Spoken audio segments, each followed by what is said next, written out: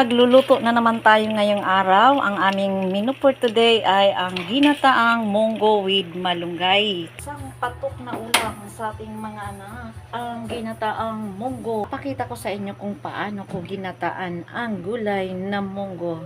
Tara mga guys, start na po tayo. Ng mantika sa kawali at unahin natin ilagay ang ating pangsahog, ang baboy.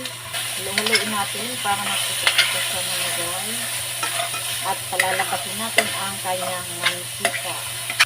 Haluin lang natin mga guys para hindi yan masunog. Kaya nagkukulay. Kapag ganyan na ang kulay ng baboy mga guys, ilagay na natin yan sa isang tabi. Kasi natin ang bawang. Ilagay natin. Oh, mabango na kaagad. Isunod natin ang sibuyas. Ilagay natin. Mga guys, ganito ang gawin niyo sa munggo. Sigurado talaga namang hindi yung palalagpasin ng inyong mga eggs. Ang ginataang munggo. Lagyan natin ng paminta. Lagyan natin ng konting patis. At konting pampalasa. Haluin natin ito. Ang bango-bango.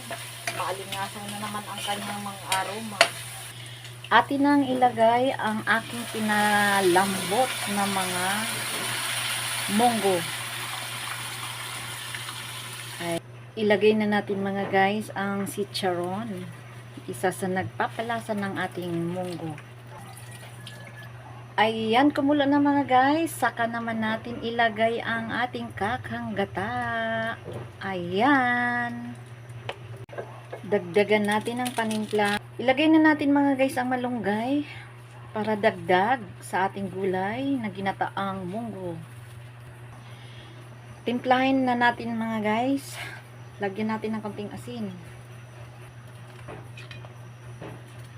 Super yummy na naman ang aming ulam. Ngayong pananghalian ang gulay na ginataang munggo with malunggay. Ayan mga guys, maraming salamat po muli sa inyong panonood. Sana po huwag kayong magsawang panoorin ang aking mga video. Magandang buhay po sa ating lahat. Bye bye!